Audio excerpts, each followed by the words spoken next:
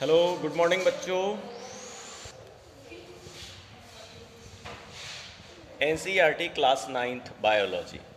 आप देखो, आज जो हमारा है आर्टिकल नंबर 13.3.4 और इसका टॉपिक का नाम है प्रिंसिपल्स ऑफ ट्रीटमेंट। देखो बच्चों, ये कहना चाहते हैं कि जो तमाम तरह की बीमारियां होती हैं हमारी बॉडी में, ठीक है, तो उनको कॉप अप करने के लिए, उन बीमारियों को ठीक करने के लिए क्या क्या प्रोसीजर अपनाए जाते हैं, वो प्रिंसिपल्स ऑफ ट्रीटमेंट में आपको देखने को मिलेगा। आप देखो बच्चों, जब भी हम डिजीज़ के कंडीशन में होते हैं, जब भी फिजिकल इलनेस होगी आपको, तो आपकी फैमिली के जो मेंबर्स हैं, आपको मतलब आपके डिज़ीज़ को इम्प्रोवाइज़ कराने के लिए, डिज़ीज़ को ठीक करने के लिए क्या क्या करते हैं, तो हम देखते हैं ज़रा लाइन बाय लाइन क्या लिखा है इन्होंने। What are the steps taken by your family when you fall sick? ये कहना चाहते हैं कि जब आप बीमार पड़ते हो तो आपके फैमिली मेंबर्स द्वारा आपको ठीक करने के लिए क्या किया जाता है। बच्चों देखो, ये एक क्वेश्चन है, चूँकि हम प्रिंसिपल ऑफ ट्रीटमेंट समझना चाहते हैं, तो ये एक क्वेश्चन है इनकी तरफ से, ठीक है। सेकेंड क्वेश्चन जो इसमें है, देखो ये भी सेकंड क्या है, आपको क्वेश्चन है और है have you ever thought why you sometimes feel better if you sleep for some time. ठीक है, आपने कभी सोचा है कि आप जब मतलब कि आप सो के जगे हो तो आपको बहुत अच्छा महसूस होगा, क्यों होता है ऐसा। और तीसरा क्वेश्चन है when does the treatment involves medicines. कब जो है आपको किसी डिजीज़ के ट्रीटमेंट के लिए मेडिसिन की ज़रूरत पड़ती है। ये तीन क्वेश्चंस इस प्रिंसिपल ऑफ ट्रीटमेंट में दिए हुए हैं। अब इन तीनों क्वेश्चंस को हम स्टेप वाइज समझेंगे एनसीईआरटी में, ठीक है।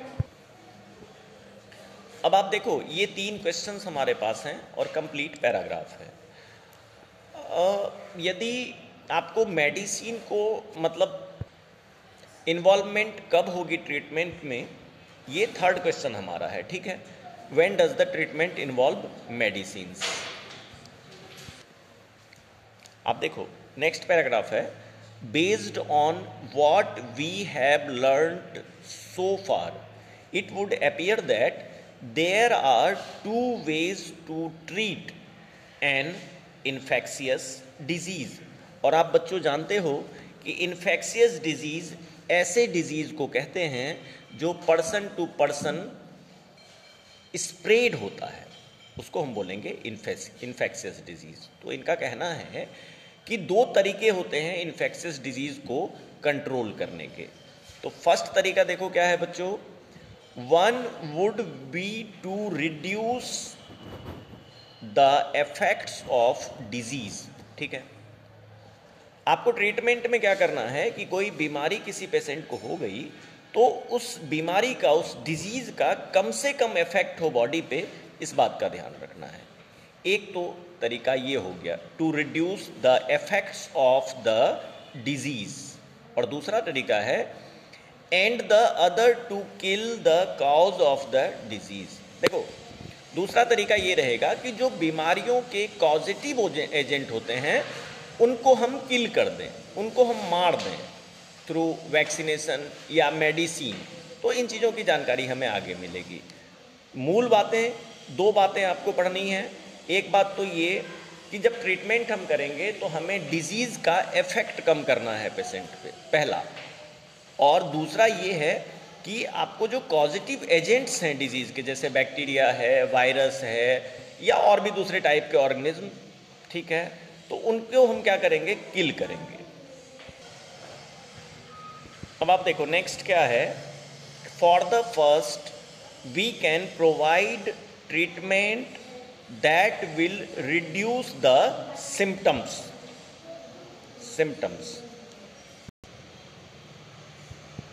तो सबसे पहले क्या करेंगे, हम रिड्यूस करेंगे डिजीज़ के इफेक्ट को। तो बच्चों इसमें वर्ड है कि सिम्टम क्या होते हैं, ठीक है।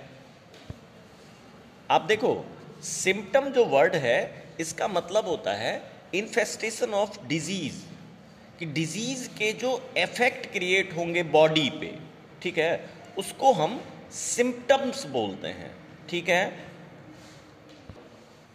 आप जैसे देखो जनरली क्या होता है, मान लो कि आपको इन्फेक्शन हुआ किसी भी माइक्रोबियल एजेंट का, ठीक है, जैसे आपको मलेरिया की प्रॉब्लम हुई, और मलेरिया की प्रॉब्लम होगी प्लाज्मोडियम नाम के पैरासाइट से, तो उसका सिम्टम क्या होगा? मलेरिया तो डिजीज हो गया, सिम्टम होगा उसका कि हाई ग्रेड फीवर आएगा, ठीक है, एक सर्टेन पीरियड के बाद हाई ग्रेड फीवर आएगा, और उससे रिलेटेड हाई ग्रेड फीवर से रिलेटेड फिर अलग अलग लक्षण जो है बीमारी के डेवलप होने लग जाते हैं।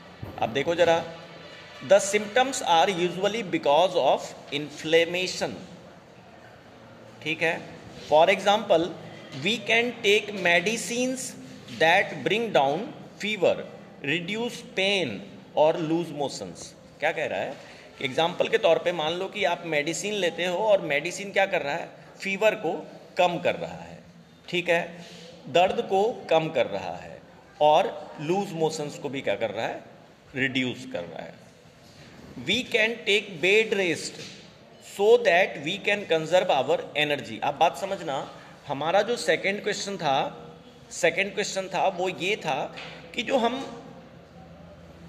नींद लेते हैं प्रॉपर, जो स्लीपिंग में हम जाते हैं, और आफ्टर स्लीपिंग हमारी साइकिल जब 6 घंटे की कंप्लीट होती है तो फिर हम रिलैक्स फील क्यों करते हैं? देखो बच्चों, हम जब स्लीपिंग में जाएंगे तो हमारी बॉडी एनर्जी कंजर्व करती है, ठीक है, और जब एनर्जी कंजर्व हो जाएगी तो ऑटोमेटिकली जो है हमारी बॉडी रिलैक्स कंडीशन में जाएगी। उसके लिए आप देखो, we can take bed rest so that we can conserve our energy. This will enable us to have more of it available to focus on healing, ठीक है। अब आप देखो, किसी भी डिजीज के सिम्टम से रिलेटेड यदि हम सिम्टम का ट्रीटमेंट करते हैं तो डिजीज तो रह गया ना। मान लो कि मलेरिया का इन्फेक्शन आपको हुआ और मलेरिया में हाई ग्रेड फीवर हुआ, तो हम सिर्फ फीवर को देख के यदि मेडिसिन्स ले रहे हैं तो हमारा फीवर डाउन हो सकता है, लेकिन जो मलेरिया का पॉजिटिव एजेंट प्लाज्मोडियम है वो तो नहीं मरा ना, उसको तो हमको किल करना पड़ेगा। तो इसी चीज को समझाने के लिए नेक्स्ट पैराग्राफ आप देखो,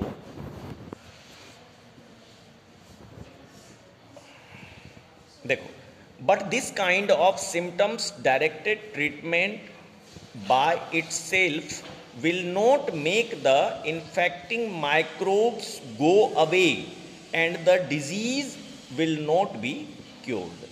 मैंने आपको बताया, ठीक है। अच्छा, for that we need to be able to kill off the microbes, ठीक है। हम जब भी सिम्टम डायरेक्टेड या सिम्टम को देख के यदि किसी बीमारी का इलाज करते हैं उससे हमारा पॉजिटिव एजेंट रह जाता है। हमें क्या करना पड़ेगा? हमें पॉजिटिव एजेंट का इलाज करना होगा, मतलब उसको किल करना होगा, ठीक है। अब सवाल ये आता है कि यदि आपको माइक्रोब को, मतलब जो पॉजिटिव एजेंट है किसी पर्टिकुलर डिजीज का, उसको आपको किल करना है, तो कैसे किल करोगे? तो देखते हैं इस पैराग्राफ में। आप देखो, ये क्वेश्चन है, how do we kill microbes? किसी भी पर्टिकुलर डिजीज को कॉज करने वाले जो माइक्रोब होंगे, आइदर बैक्टीरिया, वायरस या कोई भी हेलमिंथ्स वगैरह, तो उसका हम ट्रीटमेंट कैसे करेंगे, ठीक है। आगे देखो आप, one way is to use medicines that kill microbe. एक तरीका तो क्या हो सकता है? पहला तरीका ये होगा कि आपको मेडिसिन यूज करना है ताकि हम माइक्रोब को मार सके, ठीक है। तो आपको ये अंडरलाइन कर लेना है बच्चों, क्योंकि यही पढ़ना होता है, use medicines that kill microbes. तो हमें माइक्रोब्स को ख़त्म करने के लिए क्या करना होगा? हमें मेडिसिन्स यूज करने होंगे, ठीक है। अच्छा देखो, तो आपने 8वीं कक्षा में पढ़ा होगा, क्लास 8th में NCERT में, जो ये पॉजिटिव एजेंट होते हैं, माइक्रोब्स होते हैं। फ्रेंड्स एंड फ्यो चैप्टर में आपने, या फ्रेंड्स एंड फो, उसमें आपने पढ़ा होगा कि microbes are classified into different categories, ठीक है। तो देखो, we have seen earlier that microbes can be classified into different categories, और वो क्या होते हैं, जैसे पहला वायरस है, दूसरा बैक्टीरिया है, तीसरा फंगस है, और चौथा प्रोटोजोआ है। और भी हैं, 4 दिए हुए हमारी एनसीईआरटी में, वायरस दिया, बैक्टीरिया दिया, थर्ड में फंगस, और फोर्थ प्रोटोजोआ। तो देखो, तो वायरस से होने वाले वेरियस टाइप के डिजीजेज होते हैं, जैसे स्मॉल पॉक्स है, चिकन पॉक्स है, एड्स है, ठीक है। बैक्टीरिया से अलग अलग तरह की बीमारियां होती हैं, जैसे कि आपने सुना होगा सिफिलिस है, गोनोरिया है, ठीक है, ट्यूबरकुलोसिस है, लेप्रोसी है, ऐसे वेरियस टाइप के डिजीज़ हैं बैक्टीरिया से रिलेटेड। फिर फंगस से रिलेटेड इनकी स्किन इन्फेक्शन वगैरह। और अभी मैंने आपको मलेरिया का डिस्कशन किया कि प्रोटोजोआ से होता है, और प्रोटोजोआ में पाए जाने वाला जो प्लाज्मोडियम होता है, यूनिसेलुलर पैरासाइट, वो मलेरिया काउज करता है। तो ये क्या हो गए, ये हो गए डिजीज़ के कॉजिटिव एजेंट के जो माइक्रोब्स हैं उसके टाइप्स। तो आपको ऐसे मेंशन कर लेना है, ठीक है। अच्छा, आगे देखो, each of these groups of organisms will have some essential biochemical life process which is peculiar to that groups and not shared with the other groups. देखो, बैक्टीरिया हो, वायरस हो, फंगस हो या प्रोटोजोआ हो, इन सब के बायोकेमिकल जो reactions होंगे, बॉडी में चलने वाले जो मैकेनिज्म होंगे, वो अलग अलग होते हैं सभी के। इसलिए सभी अलग अलग तरीके से डिजीज़ काउज करेंगे, और उसका जो है फिर जो डिजीज़ होगी उसका ट्रीटमेंट भी अलग तरीके से होगा। क्योंकि मान लो वायरस में कोई वायरस है या बैक्टीरिया है या फंगस है या प्रोटोजोआ है, उसके जो बायोकेमिकल एक्शंस हैं, ठीक है, उसको आपको मिनिमाइज अलग तरीके से करना होगा। These processes may be pathways for the synthesis of new substance or respiration. Underline करो बच्चों, for the synthesis of new substance or respiration. देखो बच्चों, ये मैंने आपको बताया कि अलग अलग सब में रिएक्शंस अलग अलग होंगे, और सबको जो है अलग अलग तरीके से ट्रीट करना होगा आपको। देखो, these pathways will not be used by us मतलब either. For example, our cells may make new substances by a mechanism different from that used by bacteria. आप देखो, आप समझना जरा सा बात को कि यदि बैक्टीरिया का इन्फेक्शन हमारी बॉडी में हुआ, ठीक है, तो बैक्टीरिया एक फॉरेन पार्टिकल है जो हमारी बॉडी में एंटर करता है, और ऐसे फॉरेन पार्टिकल को हम एंटीजन बोलते हैं। एंटीजन, ANTIGEN, ठीक है। अच्छा, अब आप देखो, यदि कोई भी हम दवाई दे रहे हैं किसी पर्टिकुलर डिजीज के लिए, मान लो बैक्टीरियल डिजीज है, तो क्या करेगा वो, we have to find a drug that blocks the bacterial synthesis pathway without affecting our own, और वो जो ड्रग होती है उसको हम बोलते हैं एंटीबायोटिक्स। देखो, this is what is achieved by the antibiotics that we are all familiar with. और आप बच्चों जानते हो कि ये जो एंटीबायोटिक्स होते हैं ये किसके अगेंस्ट काम करेंगे, तो ये बैक्टीरिया के अगेंस्ट काम करते हैं, ठीक है। बैक्टीरिया एक अलग माइक्रोब हो गया। आप देखो, similarly there are drugs that kill protozoa such as the malarial parasite. आप देखो, मलेरियल पैरासाइट मैंने आपको बताया इसका नाम क्या है, प्लाज्मोडियम है, और प्लाज्मोडियम ही मलेरिया काउज करता है। यहाँ आपको क्या लिख लेना है, प्लाज्मोडियम, PLASMO, ठीक है, प्लाज्मोडियम, DIUM। तो इसको क्या करेंगे हम, यदि मलेरिया हो गया तो मलेरिया के लिए अलग से मेडिसिन हम देंगे, ठीक है। अब देखो, अगली जो कहानी है वो है वायरस की। वायरस की कहानी मैं शुरू करूं उसके पहले एक बात सुनो मेरे बच्चों। वायरस जो होते हैं इसको हम कंसीडर करते हैं connecting link between living and non living. Virus यदि एक्सटर्नल एनवायरनमेंट में है तो नॉन लिविंग रहेगा, और यदि किसी ऑर्गेनिज्म में, लिविंग ऑर्गेनिज्म की बॉडी में एंटर कर जाता है तो वो लिविंग कंडीशन में आ जाता है। दैट्स वाई इनको हम कनेक्टिंग लिंक बोलते हैं, लिविंग और नॉन लिविंग का। तो सवाल ये है कि अब आपको यदि वायरल इन्फेक्शन हुआ है, मान लो स्मॉल पॉक्स हो गया या चिकन पॉक्स हो गया, तो ऐसी स्थिति में क्या एंटीबायोटिक से काम चलेगा? बिल्कुल नहीं चलेगा, क्योंकि एंटीबायोटिक जो इफेक्टिव होता है वो अगेंस्ट बैक्टीरिया होता है। तो वायरस के अगेंस्ट क्या होगा? देखो पढ़ते हैं इसको। अब देखो, one reason why making antiviral medicines is harder than making antibacterial medicines. आपको देखो एक्चुअली क्या है, इसमें ये पूछ रहा है कि जो एंटीवायरल मेडिसिन होते हैं, मान लो कि आपको वायरस का इन्फेक्शन हो गया और उसके अगेंस्ट में आपको मेडिसिन बनाना है, तो वो बनाना बहुत कठिन होता है। उसके अगेंस्ट यदि आप बैक्टीरियल मेडिसिन की बात करो, एंटीबायोटिक्स, तो वो बनाना आसान है। कारण क्या है? तो देखो कारण इसका बच्चों, देखो इसका कारण है बच्चों क्या, कि virus have few biochemical mechanism of their on. Virus, underline करना है इसको, virus have few biochemical mechanism of their on. और मैंने आपको पहले ही बताया जो वायरस होते हैं ये एक्चुअली न्यूक्लियोप्रोटीन के बने होते हैं। मतलब इनकी बॉडी, मान लो कि इनकी बॉडी के अराउंड जो है एक लेयर होगी प्रोटीन की जिसको कैप्सिड बोलते हैं, और जेनेटिक मटेरियल होगा, इसलिए हम इसको क्या बोलेंगे? न्यूक्लियोप्रोटीन।